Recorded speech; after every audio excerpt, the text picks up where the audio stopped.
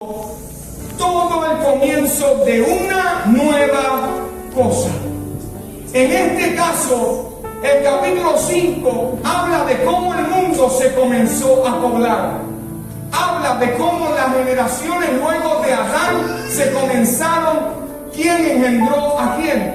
Pero en el capítulo 1 vemos cómo Dios crea los cielos y la tierra. Dice que puso todas las cosas en orden y que al final creó al hombre. Todos conocemos que luego el capítulo 3 hay una profecía. Luego Adán y Eva pecan, comen el fruto prohibido y son desterrados del huerto del Edén, el lugar que Dios había preparado para que nosotros habitáramos con Él. El hombre tenía acceso a estar cerca de Dios. Dice la Escritura que Adán hablaba con Dios cara a cara, que Dios y Adán convivían en el mismo lugar. Por lo tanto, había un acceso directo y no había una línea que interrumpiera, no había un abismo que interrumpiera, no había algo que cortara esa comunicación. Pero el ángel llamado Lucifer se rebeló contra Dios, influyó en la mujer para que ésta comiera del fruto, y cuando comió del fruto no pasó nada, porque la humanidad caía ¿sobre quién? Sobre Adán. Y cuando Adán comió del fruto fue que entonces el hombre pecó. Cuando el hombre peca, usted dirá, esta parte, yo sé que esta parte no causa muchos aplausos, no causa muchos amenes, pero es lo necesario para crear la plataforma para lo que Dios puso en mi corazón para ustedes. Así que mira hermano, yo siempre pongo el reloj a correr, y por alguna extraña razón el reloj no lo puse a correr ahora, pastor. Todos los minutos anteriores no cuentan los que están contándose. Y ahora que tengo su atención otra vez, permítame hacerle esta plataforma para que puedan entender lo que creo el Señor puso en mi corazón para ustedes. Adán peca y Adán y Eva se esconden porque se vieron que estaban desnudos, tenían vergüenza, tenían culpabilidad. Dios sabía lo que ellos habían hecho. Dios conocía dónde ellos estaban, pero Dios comenzó a llamarlos. Adán, ¿dónde estás? Y Adán le dijo, que tuve miedo y me escondí. Ellos, ¿qué hicieron? Se prepararon ropas de hoja de higuera, se taparon. ¿Sabes por qué? Porque estaban tratando de cubrir su desnudez. Eso es lo que hace el hombre cuando peca. Trata de cubrir su falta, trata de aparentar algo que no es. Y cuando Adán pecó, dice la Escritura que Dios sacrificó animales y los vistió de pieles. Eso es otro sermón para otro día, pero quiero mencionárselo. Cuando Dios, aleluya, mata a dos animales, le quita las pieles, hubo derramamiento de sangre. Para haber remisión de pecados tiene que haber sangre derramada, porque alguien tiene que pagar el precio. Ese es el plan de Dios desde el comienzo hasta la eternidad. ¿Sabes por qué? Porque dice la Escritura que desde antes de la fundación del mundo ya Dios tenía el plan de redención para ti y para mí. Por lo tanto, Dios no esperó a que tú nacieras o fueses engendrado para que Él estableciera un plan desde la eternidad, para que hoy nosotros gocemos de una libertad en Cristo, que no es una libertad, aleluya, por los bienes que tenemos, sino porque tenemos paz en nuestro corazón. Tenemos a Cristo, que a pesar de lo que estoy viviendo, puedo vivir tranquilo de que no estoy solo, que Él está conmigo de mi lado. Aleluya. ¡Qué bueno Dios! Amados, Adán y Eva son desterrados del huerto. Dice que al final descendieron ángeles y una espada encendida en fuego.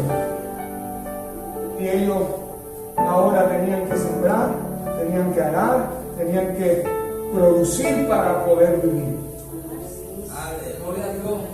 Hermano, le estoy resumiendo algunos capítulos para que usted y yo podamos avanzar en esto y podamos llegar al capítulo 5. Luego de esto, conocemos la historia de que Adán y Eva tuvieron hijos llamados Caín y Abel. Abel presenta ofrenda a Dios y Caín presenta ofrenda a Dios, y conocemos la historia que dice que la ofrenda de Abel fue vista con agrado, pero la ofrenda de Caín no fue vista con agrado. Otro sermón para otro día, pero cuando miramos la historia, yo creo y siempre fui enseñado desde pequeño que los pentecostales de antaño me enseñaron: pregúntale a la escritura por qué dice tal cosa.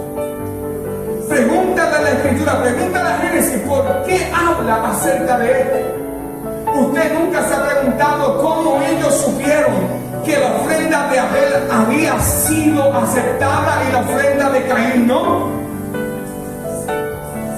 ¿Cómo Caín supo que su ofrenda que trajo al altar no fue aceptada y cómo la de Abel sí? Usted no se ha hecho esa pregunta. Yo sí me la he hecho. ¿Y sabes qué? Me tuve que poner a estudiar, me tuve que poner a indagar, y cuando indagué me di cuenta que Dios siempre respondía con fuego. Siempre que se levantaba un altar, Dios respondía con fuego.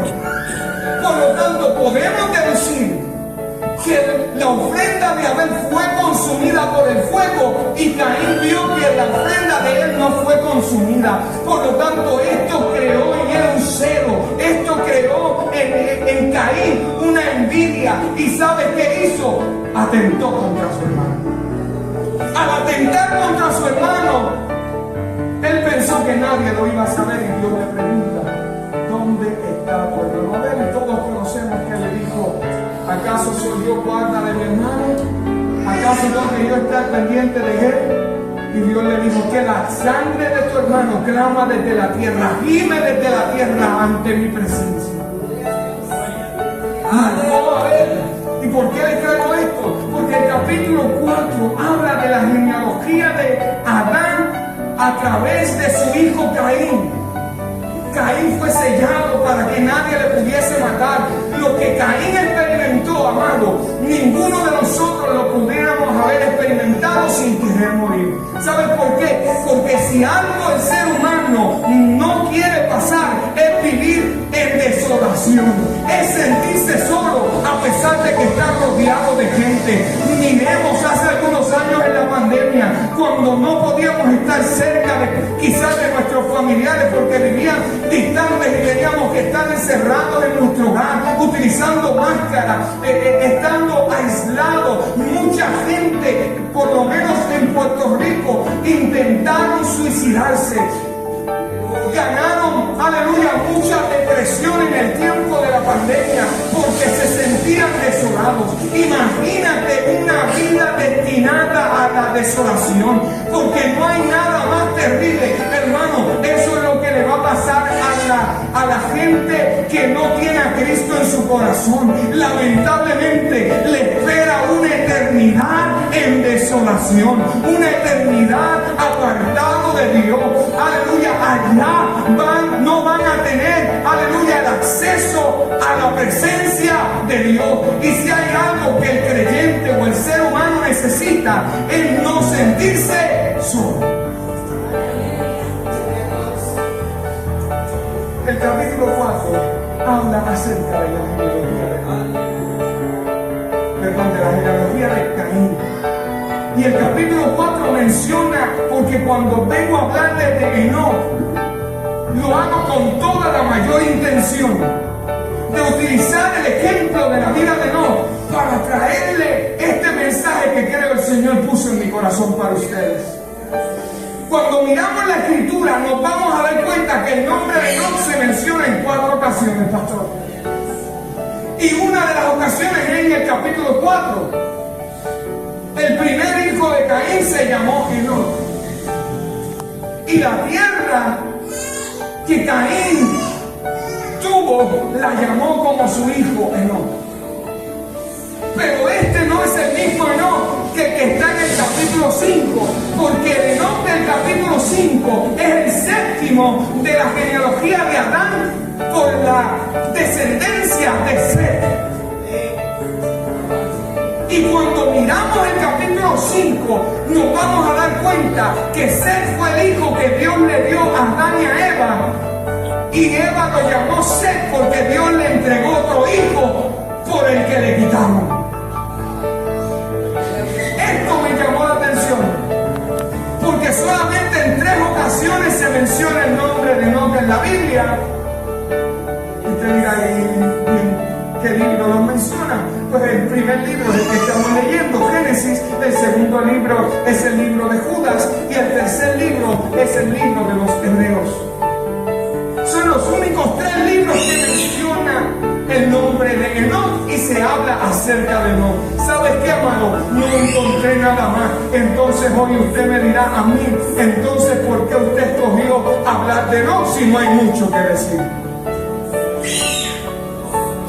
Porque a pesar de que no hay mucho escrito acerca de Enoc, lo que hay es suficiente para yo poder desarrollar este mensaje que el Señor le quiere traer hoy a ustedes. Enoc es la única excepción en todo el capítulo, amado, porque el capítulo empieza: Adán engendró a fulano de tal, y fulano de tal murió de tantos años. Y cuando usted nota en el capítulo 5, hay una frase que nunca cesa, que es que vivió tantos años y murió. Fulano engendró a sutano de tantos años, y todos los días de fulano fueron tantos y murió. ¿Tiene la asignación a hacerlo? Verifique el capítulo 5 y se dará cuenta que todo el capítulo dice y murió. Es una frase incesante en todo el capítulo hasta que habla en el momento que llega Enoc. Y cuando habla acerca de Enoc, lo que me habla es que Enoc caminó con Dios. Entonces esto me llevó a mí a meterme en la palabra y estudiar, porque hay algo aquí que no me cuadra a mí. Hay algo que no me hace sentido. ¿Por qué Dios tiene que tomar a uno de la generación y sacarlo, que no hubiera muerte, y que ahora escribieran acerca de él? Enoc, dice la escritura que engendró a Matusalén. En Puerto Rico, no sé si aquí hay un refrán que dice: tú eres más viejo que él. Aquí también se dice: usted no sabe, usted vio mismo que usted vio mismo que no, y ahora que tengo su atención otra vez. Mira, amado, cuando miramos la vida de Enoc, algo me llamó la atención. Y es que Dios habla de Enoc porque el autor de la escritura se llama Dios Espíritu Santo. Y Dios decidió hablar de Enoc, que Enoc, caminó con él. En otras ocasiones vemos que Dios llama a Abraham, que fue amigo de Dios. Pero que alguien caminara con Dios, solamente se habla de dos. El primero de ellos, Enoc.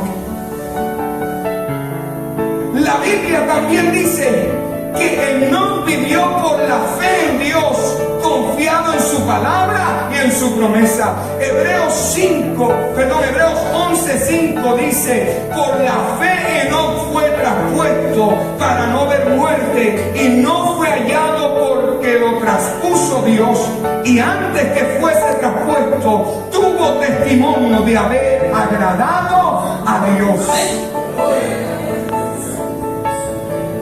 Enoc trató de llevar una vida santa, y Enoc abrazó los caminos de Dios.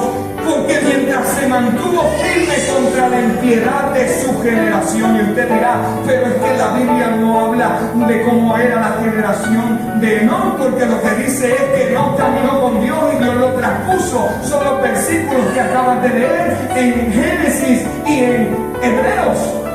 Pero amado, mientras me puse a estudiarlo, me doy cuenta que Enoc profetizó en medio de una generación perversa. ¿Cómo lo sé? Porque cuando vamos al libro de Judas, el versículo 14 y 15 dice, de esto también profetizó Enoc. Por lo tanto, Enoc profetizó en medio de su generación.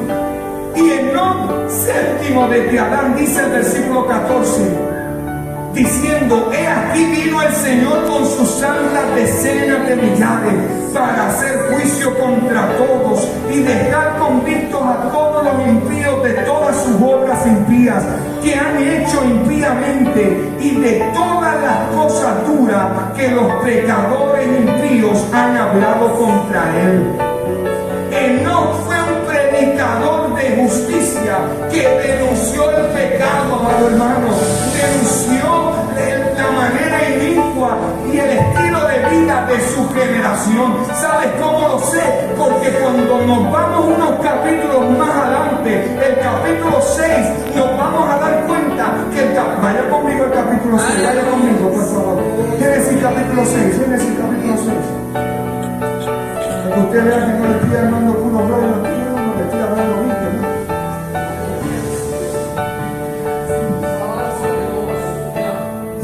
Versículo 1 del capítulo 6 dice, aconteció que cuando comenzaron los hombres a multiplicarse sobre la faz de la tierra y le nacieron hijas, que viendo los hijos de Dios que las hijas de los hombres eran hermosas, tomaron para sí mujeres escogiendo entre todas, y dijo Jehová, no contenderá mi espíritu con el hombre para siempre, porque ciertamente, él es carne, mas serán sus días 120 años.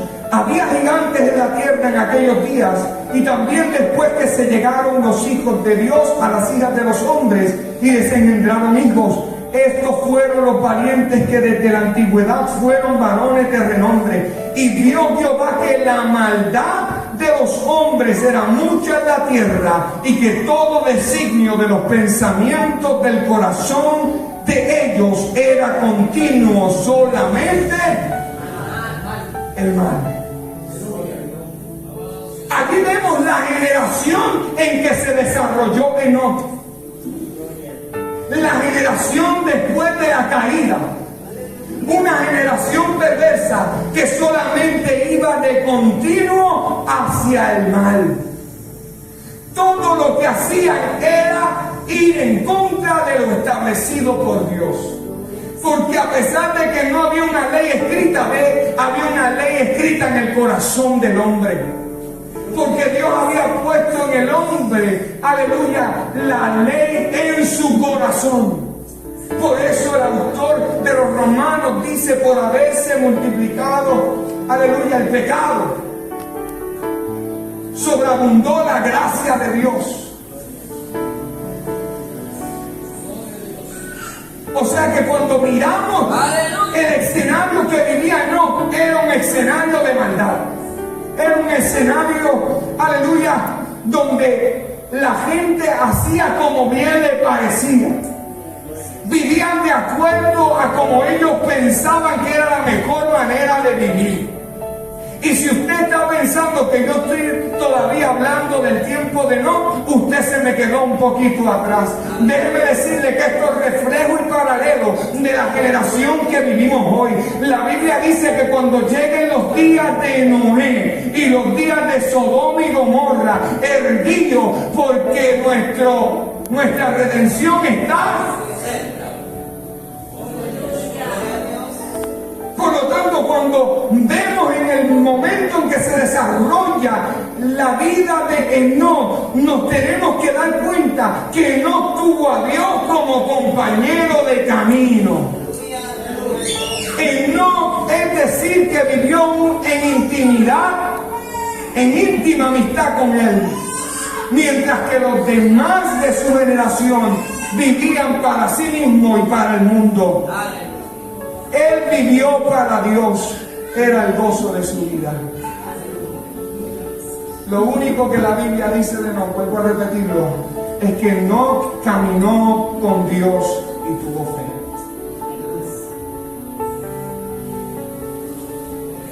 Hoy hay gente que se tiene que decir mucho de ellos, pero nada que Dios tenga que decir de ellos. Tenemos mucha gente que podemos decir mucho de ellos. Y muchos querrán que la gente diga algo de ellos. Pero yo, amado, yo no necesito que la gente diga algo de mí. Yo necesito que en el cielo se esté hablando de mí. ¿Sabes por qué? Porque cuando alguien está hablando de ti, quiere decir que lo estás haciendo bien. Y me refiero cuando en Dios mismo es que habla de no. No se habla mucho acerca de no, pero lo que se habla es que caminó con Dios y que creyó en Dios, que confió en Dios.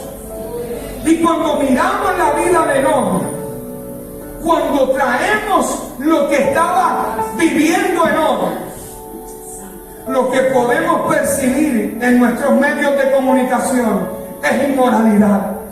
Es muerte, es crisis, es una decadencia constante en la sociedad.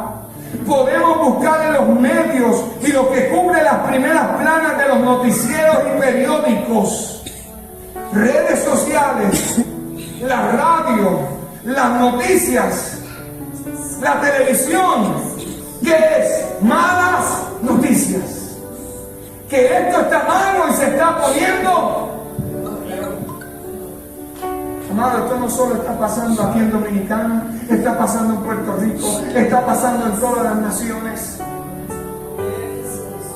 Y no es que yo sea predicador del barco a la deriva, y usted dirá, ¿qué es eso que el predicador acaba de decir? Esas son la gente que creen que como esto está mal y se va a poner peor, no hay nada más que hacer. Si el barco se va a hundir, pues que se hunda, no voy a remar.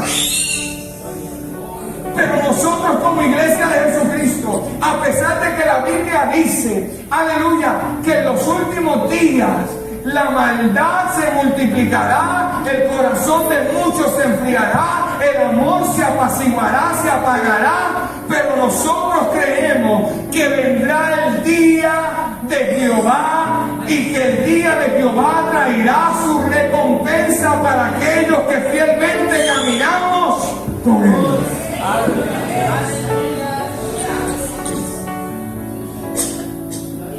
Vivimos en una sociedad sin carácter, sin voluntad y sin criterios, donde un Dios sin carácter, sin voluntad y sin criterios es aceptado. Pero mientras el Dios que tú y yo predicamos tenga voluntad, tenga carácter y establezca criterios, este Dios no va a ser bien recibido. He venido a decirte, amado hermano, que nosotros, la creación no le puede exigir al Creador, ni la creación puede establecer los parámetros y los criterios para acercarse al Creador. Es el Creador que establece los parámetros y los criterios para que nosotros nos acerquemos a Él. Por eso, aleluya, al ser humano se le hace tan difícil poder dejar su voluntad y que ahora me gobierne otro. Ya no vivo yo, decía Pablo, ahora vive Cristo en mí, y lo que ahora vivo en la carne lo vivo. Amado, vivimos en un tiempo posmoderno. Y usted dirá, ¿qué es esa palabra de domingo que trajo el hermano? Porque no es domingo, es sábado. El posmodernismo es una corriente de pensamiento filosófico humanista que está gobernando las sociedades, los gobiernos y la manera de pensar de cada ser humano. Inclusive se ha infiltrado hasta en la iglesia y no nos hemos dado cuenta. Y a cada rincón que el Señor le permite llegar, esto lo tengo que decir. Porque porque el modernismo nace luego de la reforma protestante. Nosotros somos producto de la reforma protestante. Nosotros somos parte de los movimientos de santidad. Nosotros somos pentecostales porque creemos en el bautismo del Espíritu de Dios. Pero hermano, cuando miramos el modernismo lo que decía era que cuando algo tenía que ser probado por medio de la razón y por medio del método científico. ¿Cuántos en la escuela tomaron el método científico? Todos nosotros tomamos el método científico. Y hace algunos años el modernismo comenzó a dar sus últimos golpes por tratar de sobrevivir, porque desde la década del 1960 y 70 fue que comenzó a dar sus últimos golpes y comenzó a nacer el postmodernismo, que es lo que viene después del modernismo. El modernismo decía que se tenía que probar por medio de la razón y por medio del método científico. Si eso no podía ser probado por la razón y por el método científico, eso no era verdad. ¿Qué causó esto? Que muchos creyentes, al no poder probar por medio de la razón ni por medio del método científico muchos milagros de la Escritura, comenzaron a echarlos hacia un lado y comenzaron a decir, como esto no se puede explicar, esto quizás es algo añadido a la Biblia, y comenzaron a predicar, pero gloria a Dios, porque Dios siempre guarda un remanente. Gloria a Dios que siempre guarda hombres como Charles Spurgeon, como Dr. Lloyd Jones, como Dwight L. Moody, que fueron hombres de Dios, que a pesar que este movimiento, este pensamiento filosófico se estaba desarrollando, ellos permanecieron firmes en lo que habían creído y en lo que habían recibido de Dios, y comenzaron a denunciar, y comenzaron a predicar, y comenzaron a hablar de parte de Dios por el Espíritu de Dios. Amado, llegó el posmodernismo, y el posmodernismo ahora, lo que el modernismo no pudo definir ni contestar, ahora el posmodernismo trata de definir, de redefinir y contestar lo que el modernismo no pudo contestar. El posmodernismo es la corriente filosófica de pensamiento que dice que si lo que tú sientes, como tú te ves, esa es tu verdad. Que no hay verdades absolutas, que cada uno de ustedes tiene una parte de la verdad. ¿Sabes qué? Eso se escucha muy bonito, pero no es bíblico. ¿Sabes por qué? Porque la Escritura me dice en Juan 14:6, aleluya, que Jesús dijo, yo soy el camino, yo soy la verdad y yo soy la vida, y nadie va al Padre sino por mí. El mundo te podrá decir que hay múltiples caminos para llegar a Dios, pero he venido a decirte, amado hermano, que solo hay un camino, no hay múltiples verdades, solo hay una verdad y su nombre es Jesucristo. Suena bonito, pero no es bíblico. Cristo no murió para hacerte un mejor creyente o una mejor persona. Pablo no escribió y dijo, de modo que si alguno está en Cristo, mejor criatura es. Pablo escribió en 2 Corintios 5:17, de modo que si alguno está en Cristo, nueva creación es. Aleluya, gloria a Dios. Las cosas viejas pasaron, y aquí todas son hechas nuevas. Por eso cuando te prediquen y te digan, Dios quiere sacar lo mejor de ti, ¿sabes qué dice la Escritura? Que no hay nada bueno en el hombre, que no hay ni uno justo, dice la Biblia. Y usted dirá, hermano, entonces ¿para qué yo pierdo mi tiempo viniendo a la iglesia? Permítame decirle, amado, que el único justo se llama Jesucristo. Hoy te pueden predicar y decirte, alcanza tus sueños. Y no hay nada malo en tener sueños y metas. No hay nada malo. Te habla alguien que tiene sueños y tiene metas.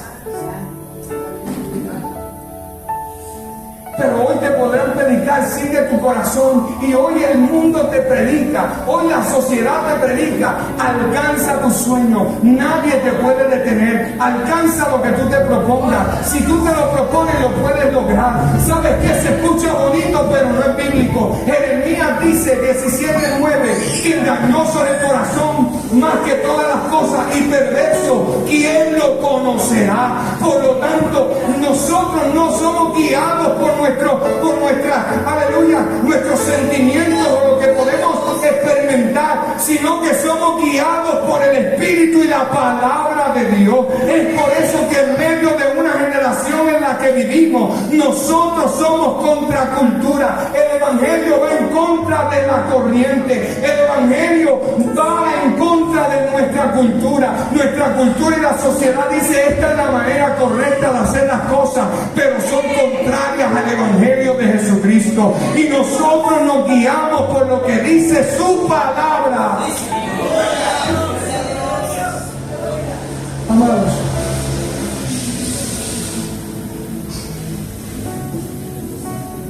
voy a concluir.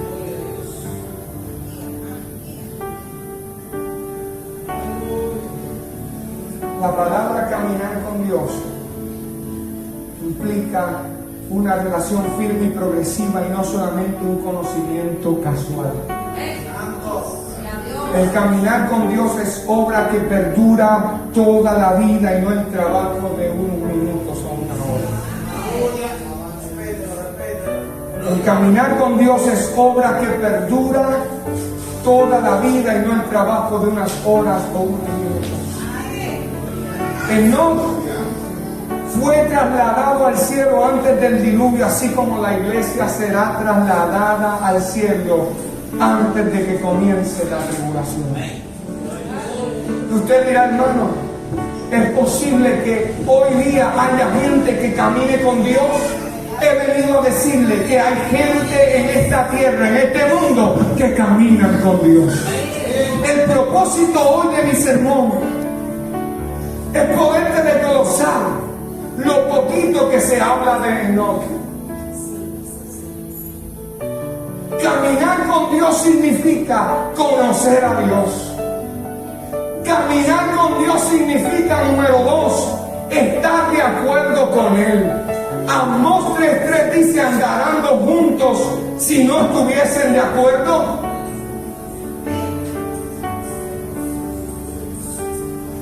Número 3, caminar con Dios significa estar en comunicación con Él. Número 4, caminar con Dios significa depender de Él. Fe, confianza, creer en lo que Dios nos llamó a hacer. Dentro de todo lo que estamos viviendo como sociedad, como país, como seres humanos, dentro de todo lo que está sucediendo, llámese maldad, llámese guerra, llámese apatía espiritual, apatía moral, relativismo espiritual, decadencia, enfermedades, pandemia, llámese como usted lo quiera llamar. Dentro de todo esto que estamos viviendo, tiene que haber gente que, a pesar de lo que vivimos, carga una palabra que dice que hay un camino de mayor excelencia. Tiene que haber gente que crea, aleluya, que a pesar de lo que vivimos, hay un camino que va a traer paz, que va a traer salvación y que va a traer seguridad. En medio de una generación como la que vivimos, se puede vivir una vida de santidad, se puede vivir una vida íntegra, se puede caminar con Dios. He venido a decirte desde la isla de Puerto Rico que es posible vivir una vida apegada a Dios. Se puede caminar con Dios en medio del tiempo que vivimos. ¿Sabes por qué? Porque si Enoc, en medio de su generación, que la Biblia establece que era una generación perversa, que todos los designios de su corazón iban de continuo hacia el mal, es posible en medio de nuestra generación caminar al lado de Dios, caminar de la mano de Él, caminar confiando sabiendo que a pesar de lo que estoy viendo, no se parece a lo que Dios dijo. Dios está conmigo como poderoso gigante. Oh, Dios está conmigo como aquel que pelea por sus hijos. Gloria a Jesús. Aleluya. En medio de lo que estamos viviendo, todavía hay gente que camina con Dios.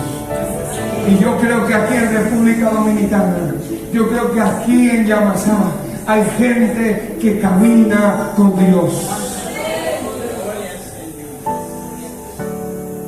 Todo lo que es contrario al Evangelio, todo lo que se levanta contra el conocimiento de Cristo, cada día seguirá aumentando. Pero hay que aprender a caminar con Dios en medio de todo lo que estamos viviendo. ¿Sabes qué? ¿Sabes cómo te puedo decir que es posible? Es que usted me dirá hoy, hermano, pero es que ya no es tan fácil ser cristiano como lo era hace 30 o 40 años atrás. ¿Sabes qué? Yo sé que yo me veo joven y parezco de 19 años y gracias, y si se ríe me ofende. No, ya que tengo su ascensión otra vez. Tengo 31 años y siempre digo esta frase que adopté de un escritor llamado José Luis Navajo, un pastor español que escribió unos libros muy interesantes y se los recomiendo. Lunes con mi viejo pastor, consígalo, es muy bueno. Y en medio de las lecturas que hacía de sus libros, de sus experiencias, él dio una frase que la grabé y la hice mía. Él dijo: no es una vida cargada de años, sino unos años cargados de vida. Aunque no he vivido mucho, hoy puedo decirle que cada año vivido han sido años cargados de experiencia. Podríamos estar varios días aquí reunidos contando de lo que Dios ha hecho conmigo. Si hoy estoy aquí, no es porque soy grande, no es porque tengo nombre, sino es por pura gracia de Dios, es por pura misericordia de Dios, que me trajo desde mi isla pequeña allí al este de ustedes, al este de ustedes, y me trajo hasta aquí para darle esta palabra a alguien que necesitaba escucharla hoy.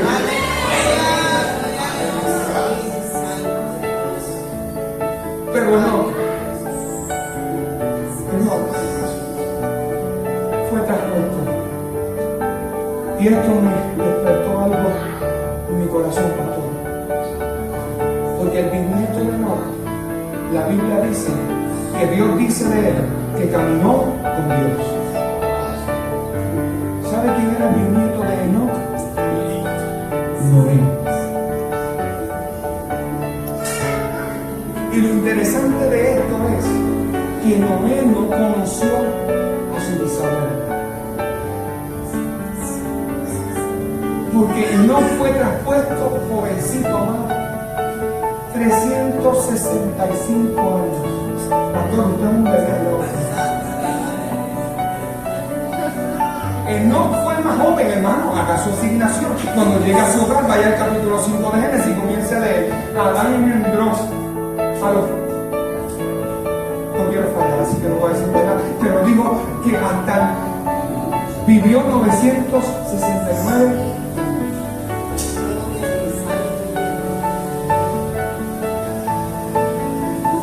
Y cuando usted no Matusalén, perdón, Matusalén fue el que vivió 969 años, que vivió, Adán vivió 935 años, finalmente era muy infiel, y me va a perdonar si no hace. Pero el más jovencito fue Enoc, fue traspuesto, no vio muerte, Dios se lo llevó. Y usted dirá: ¿y por qué en este tiempo hay gente que camina con Dios y Dios no la ha traspuesto? ¿Usted no se ha preguntado eso? Si hay gente en el siglo XXI, en el año 2022, gente que camina con Dios, ¿por qué Dios no se la ha traspuesto también? ¿Por qué Dios no se la ha llevado con él? Le tengo la respuesta: muérase. Suena crudo, ¿verdad? Pero la realidad, si usted quiere ir antes con Cristo, tiene que morir. Pablo dijo: para mí el vivir es Cristo y el morir es ganancia. Pero número 2, Dios no nos transpone. ¿Sabes por qué? Dios no nos te opone por la sencilla razón de que hoy contamos con la persona del Espíritu Santo que nos preserva en medio de un mundo de perversidad. En el tiempo de Lot, Dios tuvo que traerlo de la tierra, llevárselo. ¿Por qué? Porque a Lot querían matarlo. ¿Cómo lo sé, amados? Mira el capítulo 6 nuevamente y vaya al libro de Judas, el versículo 14, que Lot comenzó a denunciar la vida inicua de su generación. ¿Qué te vengo a decir? Que el mensaje del Evangelio no va a ser muy bien aceptado a aquellas personas que son reacias al Evangelio. Porque el mensaje del Evangelio va en contra de lo que nosotros hemos aprendido como cultura y como seres humanos. Nos han dicho, vive tu vida como a ti te dé. Dígame mi servicio. Hermano, hay predicadores de este tiempo. Perdónenme que tome este tiempo diciendo, pero hay predicadores de este tiempo. Según hay predicadores del Evangelio y predicadores del infierno.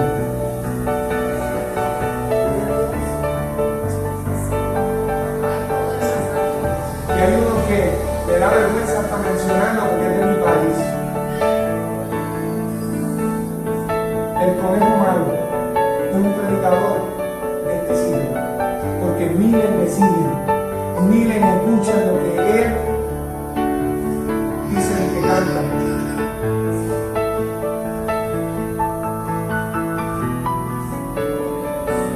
Yo sé que esto no alcanza muchos aplausos ni mucho gente, pero ¿saben qué? Esta es la realidad. Este siglo tiene sus predicadores. ¿Qué te dice él? Vive como a ti te dé la gana. Que nadie te diga lo que tú tengas que hacer. Tú vive como tú quieras. Cuando la Biblia me dice que ahora no me ciño a Dios, sino que me ciñe a otro. Que ahora yo no camino según lo que yo pienso, sino que ahora soy dirigido por el Espíritu de Dios. Por eso mis pentecostales de antaño cantaban, guiados por su Espíritu no podré caer. Guiados por su Espíritu no podré caer. Es el Paracletos que a mi lado va, guiándome por sendas de justicia y de paz.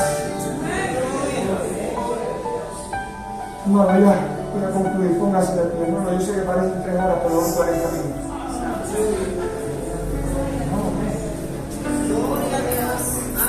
Yo sé que ha sido un día largo, pero yo no me puedo ir por poco. Yo no me puedo ir para mi país, para Puerto Rico, con todo esto. El Señor me dijo, entrega todo lo que tienes en Dominicana. Y así estoy obedeciendo. Y ahorita el pastor dijo, no se puede ir ni con un poquito de jugo, hay que exprimirlo. Mira, ya empecé.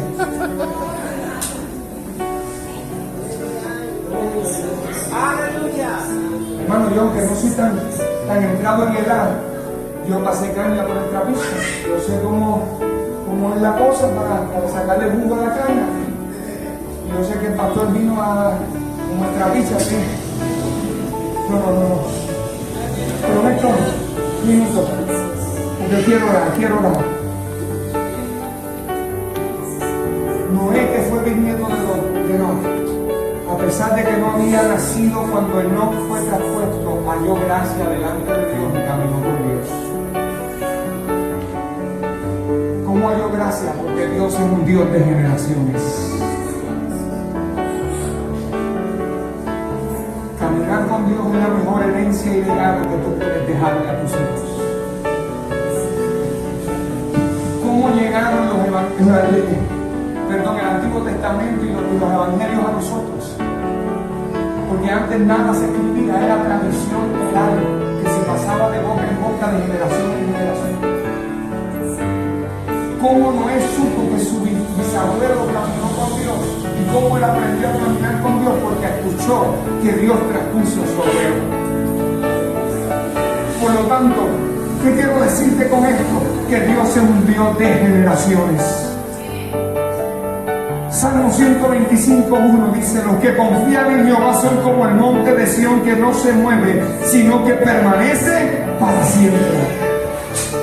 No hay nada más que agregar en términos de lo que sucedió a Enoc, pero el ejemplo pero Él es un ejemplo para nosotros que agradamos a Dios.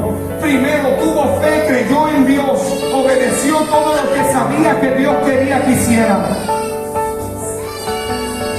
Y Enoc fue fiel a hacer estas cosas. Concluyo, caminar con Dios es conocer más a Dios, agradarle más a Dios, decirle a Dios qué quiere Dios que yo haga. Es decirle a Dios, Dios, ¿cómo quieres que yo te sirva? Es decirle a Dios, Dios, ¿qué es lo que tú pides de mí? Es saber que necesitamos tener una renuncia personal para que ya no viva yo, sino que Cristo viva en mí. En medio de esta generación podemos tener el mismo testimonio que tuvo Enoc, caminar con Dios. Caminar con Dios implica que Dios está contigo y está conmigo. Implica ser preservado en medio de la maldad y de la depravación. Caminar con Dios es una frase común en el oriente, allá en el país, que significa trato constante y familiar. O sea que había un trato constante y familiar entre Dios y Enoc. ¿Qué te vengo a decir? Que haya un trato constante y familiar entre tú y Dios. No pierdas las disciplinas espirituales que te han traído hasta aquí. Hay que orar, hay que leer la palabra y hay que meterse con Dios. Si queremos tener una vida que agrade a Dios y en medio de una generación perversa caminar con Dios, necesitamos estar en constante familiaridad con Dios. Colosenses 1:10. Para que anden como es digno del Señor, haciendo en todo lo que le agrada, dando fruto en toda buena obra y creciendo en el conocimiento de Dios. Hechos 4:13 dice: todos los de la Junta Suprema, el Sanedrín, se sorprendieron de oír a Pedro y a Juan hablar sin ningún temor, a pesar de que eran hombres sencillos y de poca educación. Se dieron cuenta entonces de que ellos habían andado con Jesús. ¿Escuchó eso? Se dieron cuenta de la manera que caminaban, de la manera que hablaban, que ellos habían andado con Jesús. ¿Qué quiero concluir diciéndote? Que cuando te vean en la calle tengan que decir: ese hombre y esa mujer camina con Dios. No porque lo estés diciendo, sino porque tu vida da testimonio de que tú eres alguien que camina con Dios. Tú no lo tienes que decir, pero los demás cuando te ven tienen que decir: ese hombre, esa mujer, ese joven, esa joven, ese niño es alguien que camina con Dios. Juan 14:15 dice: si me aman, obedecerán mis mandamientos. Señor, te doy gracias. He hablado tu palabra, Señor, y sé que la semilla de tu palabra ha sido sembrada en cada corazón en esta noche. Que pido, Señor, que la palabra que ha sido desatada hoy no torne atrás vacía, sino que cumpla el propósito por el cual ha sido enviado. Te suplico, Señor, que hoy cada hermano que ha llegado aquí, tú hayas hablado a su corazón y que esta palabra la guarde. Y que puedan rumiarla, Señor, nuevamente traerla a su vida y comenzar a meditar en ella y a ser edificados en ella. Que ellos no salgan igual a como entraron, sino que esta palabra dirigida por tu Espíritu marque un antes y un después en su vida. Señor, te suplico en esta noche que tu Espíritu Santo sea manifestándose como sabe Él hacerlo. Que toque cada vida, que toque cada corazón, que toque cada alma que ha llegado hasta este lugar. Y si alguien el Señor ha llegado a este lugar sin ti, hoy pueda salir lleno de tu espíritu y contigo en su corazón. Te lo pedimos en el nombre que es sobre todo nombre, en el nombre en el cual toda rodilla debe doblarse, en el nombre en el cual toda lengua debe confesar que tú eres Dios y Salvador, en el nombre poderoso de Jesucristo. Amén y gracias, Señor. En esta noche, si hay alguien que desea oración, te invito